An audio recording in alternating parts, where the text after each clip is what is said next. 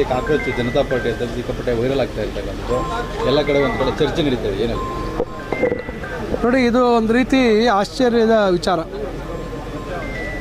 ಏನು ಸರ್ವೋಚ್ಚ ನ್ಯಾಯಾಲಯದ ಮುಖ್ಯ ನ್ಯಾಯಮೂರ್ತಿಗಳ ಅವರ ಒಂದು ಹೇಳಿಕೆಗಳು ಅಥವಾ ಇದು ಹೇಗೆ ಇದು ಜನರಲ್ಲಿ ಇಷ್ಟು ದೊಡ್ಡ ಮಟ್ಟಕ್ಕೆ ವಿಶೇಷವಾಗಿ ಯುವಕರು ಇದಕ್ಕೆ ಬೆಂಬಲ ಸೂಚಿಸಿರ್ತಕ್ಕಂಥದ್ದು ನೋಡಿದಾಗ ಎಲ್ಲೋ ಒಂದು ಕಡೆ ಈ ದೇಶದ ಯುವಕರ ಒಂದು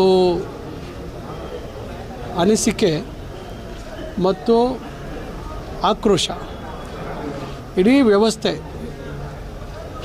ಏನು ಬಾಬಾ ಸಾಹೇಬ್ ಅಂಬೇಡ್ಕರ್ ಅವರ ಕನಸಿನ ಪ್ರಜಾಪ್ರಭುತ್ವ, ಅವರ ಸಂವಿಧಾನದ ಅಡಿಯಲ್ಲಿ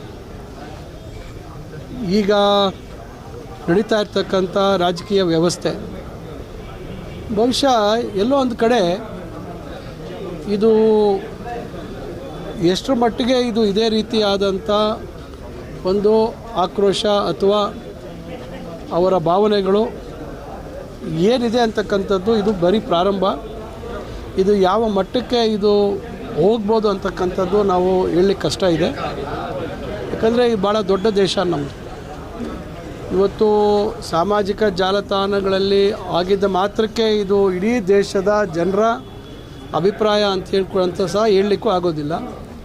ವಿಷಯ ಆಧಾರಿತವಾಗಿ ಅಕಸ್ಮಾತು ಬೆಂಬಲ ಸೂಚಿಸಿರ್ತಕ್ಕಂಥದ್ದು ಆಗಿರ್ಬೋದು. ಅದರಿಂದ ಇದು ಇನ್ನೂ ಪ್ರಾರಂಭ. ನೋಡೋಣ ಮುಂದೆ ಇದು ಯಾವ ಸ್ವರೂಪ ಪಡೀತದೆ, ಯಾವ ಒಂದು ದಿಕ್ಕಲ್ಲಿ ಇದು ಸಾಗ್ತದೆ ಅಂತಕ್ಕಂಥದ್ದನ್ನು ನಾವು ಗಮನಿಸಬೇಕಾಗತ್ತೆ. ಅದರಿಂದ ಇದೊಂದು ರೀತಿ ಸಂಚಲನ ಸೃಷ್ಟಿಯಾಗಿದೆ. ಭಾರತೀಯ ಜನತಾ ಪಕ್ಷದವರು ಎಲ್ಲೋ ಒಂದು ಕಡೆ ವಿಚಲಿತರಾಗಿದ್ದಾರೆ, ಹತಾಶ ಮನೋಭಾವ ವ್ಯಕ್ತಪಡಿಸ್ತಾ ಇದ್ದಾರೆ.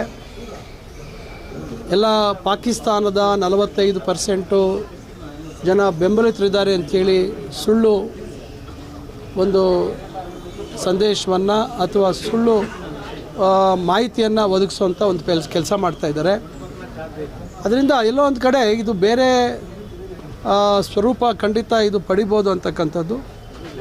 ಯುವಕರ ಇವತ್ತು ನಮ್ಮದು ಏನು ಹೇಳ್ತಾರೆ ಎಲ್ಲರೂ, ಇವತ್ತು ನಮ್ಮದು ಯುವಕರ ಸಂಖ್ಯೆ ಹೆಚ್ಚಿರ್ತಕ್ಕಂಥ ದೇಶ, ಯಂಗ್ ಇಂಡಿಯಾ ಅಂತ ಕರೀತಾರೆ. 65% ಇವತ್ತು ಹೆಚ್ಚು ಯುವ ಜನತೆ ಇರತಕ್ಕಂಥ ದೇಶ ಅಂಥೇಳಿ. ಅದರಿಂದ ಯುವ ಜನರ ಒಂದು ಆಶೋತ್ತರಗಳು ಅಥವಾ ಅವರ ಅನಿಸಿಕೆಗಳು, ಅವರು ನೋಡ್ತಾ ಇರ್ತಕ್ಕಂಥ ಪ್ರಜಾಪ್ರಭುತ್ವ, ಈಗಿರ್ತಕ್ಕಂಥ ವ್ಯವಸ್ಥೆ ಮೇಲೆ ಅವರಿಗಿರ್ತಕ್ಕಂಥ ನಂಬಿಕೆ ಅಪನಂಬಿಕೆ, ಇವೆಲ್ಲ ಬಹುಶಃ ಮುಂದಿನ ದಿನಗಳಲ್ಲಿ ನಾವೆಲ್ಲರೂ ಕಾತರವಾಗಿ ನೋಡ್ತಾ ಇದ್ದೀವಿ. ಇದು ಎಲ್ಲಿ ಮುಟ್ಟತ್ತೆ, ಏನಾಗತ್ತೆ, ಇದು ಇದೇ ರೀತಿ ಮುಂದುವರಿಯುತ್ತಾ, ಅರ್ಧದಲ್ಲೇ ಇದು ನಿಲ್ಲತ್ತಾ, ಇದು ಯಾವ ಒಂದು ಸ್ವರೂಪ ಇದಕ್ಕೆ ಸಿಗತ್ತೆ ಅಂತಕ್ಕಂಥದ್ದನ್ನು ಕಾದು ನೋಡಬೇಕಾಗಿದೆ.